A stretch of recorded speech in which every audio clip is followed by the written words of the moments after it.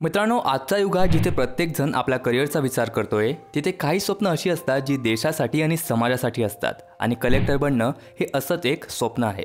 पण या पदापर्यंत पोहोचण्यासाठी शैक्षणिक योग्यतापासून ते इंटरव्ह्यूपर्यंत अनेक प्रश्न असतात।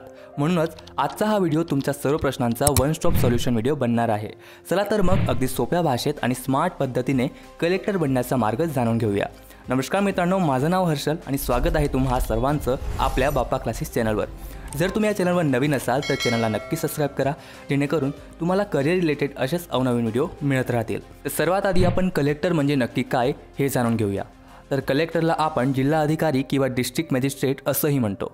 ते भारतीय प्रशासकीय सेवेचे म्हणजे इंडियन ॲडमिनिस्ट्रेटिव्ह सर्व्हिस अंतर्गतचे एक मोठे अधिकारी असतात। जर आपण जिल्हा कलेक्टरच्या मुख्य जबाबदाऱ्या बघितल्यात तर जिल्ह्याचे महसूल जमा करण्याची जबाबदारी त्यांच्यावर असते।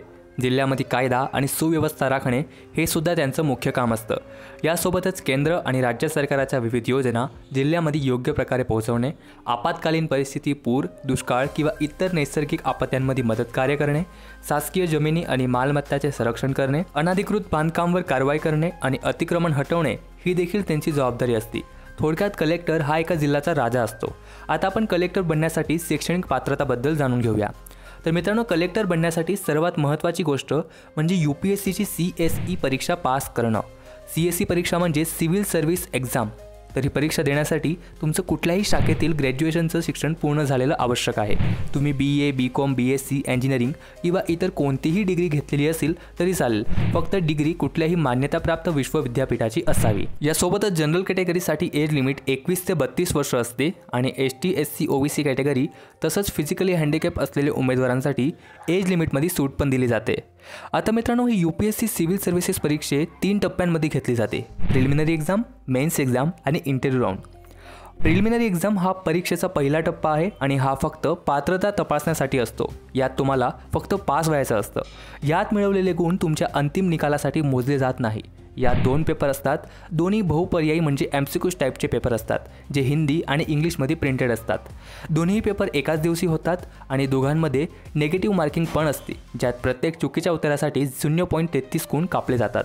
पेपर 1 सामान्य अध्ययन हा 200 गुणांचा एक पेपर असतो। यात इतिहास, भूगोल, अर्थशास्त्र, विज्ञान आणि चालू घडामोडी यावर आधारित प्रश्न असतात। पेपर 2 CSET म्हणजे सिव्हिल सर्व्हिसेस ॲप्टिट्यूड टेस्ट हा देखील 200 गुणांचा पेपर असतो। हा पेपर तुमच्या आकलन शक्ती, गणितीय क्षमतेची चाचणी घेतो। आता एक महत्त्वाचं की या पेपरमध्ये तुम्हाला 33% गुण मिळवणं हे कंपल्सरी असतं, तरच तुमचा GSचा पहिला पेपर चेक होतो। तर एक खास लक्षात घ्या, प्रिलिम्स पास झाल्यानंतर तुम्ही मुख्य परीक्षेत येता। ही परीक्षा खूप महत्त्वाची आहे, कारण यात मिळवलेले गुणच तुमची रँक ठरवतात। यात एकूण 9 पेपर असतात, 2 क्वालिफाईंग पेपर्स आणि 7 मेरिट बेस पेपर। सर्व पेपर लेखी स्वरूपाची म्हणजे डिस्क्रिप्टिव्ह टाईप असतात, ज्यात तुम्हाला प्रश्नांची उत्तरे विस्तृतपणे लिहावी लागतात। क्वालिफाईंग पेपर्समध्ये एक पेपर भाषेचा असतो, ज्यात तुम्ही यापैकी कुठलीही एक भारतीय भाषेची निवड करू शकता आणि दुसरा पेपर इंग्रजी भाषेचा असतो। दोन्ही पेपर 300 गुणांचे असतात आणि हे पेपर्स क्वालिफाईंग जरी असले तरी दोन्ही पेपर्समध्ये तुम्हाला किमान 25% गुण मिळवणं हे आवश्यक असतं। म्हणजे पास होण्यासाठी तुम्हाला प्रत्येक पेपरामध्ये 300 पैकी मिनिमम 75 गुण मिळवणं हे आवश्यक असतं। आता गोष्ट आहे ती मेरिट बेस 7 पेपरांची। तर यात एक पेपर निबंधाचा असतो, 4 पेपर हे सामान्य अध्ययन म्हणजे जनरल स्टडीजचे असतात आणि 2 पेपर ऐच्छिक विषय म्हणजे ऑप्शनल सब्जेक्टचे असतात, ज्यात तुम्ही निवडलेल्या यापैकी एक विषयावर 2 पेपर द्यायचे असतात। प्रत्येक पेपरचे 250 गुण म्हणजे मेन्स एक्झाम तुमची टोटल 1750 गुणांची असते। मुख्य परीक्षा पास झाल्यावर तुम्हाला मुलाखती म्हणजे इंटरव्ह्यूसाठी बोलवले जाते। इंटरव्ह्यू 275 गुणांचा असतो, ज्यात तुमच्या ज्ञानाची नाही तर तुमच्या व्यक्तिमत्वाची, निर्णय क्षमतेची आणि आत्मविश्वासाची चाचणी असते, ज्यात तुमचे प्रशासकीय सेवेसाठी आवश्यक असलेले गुण तपासले जातात।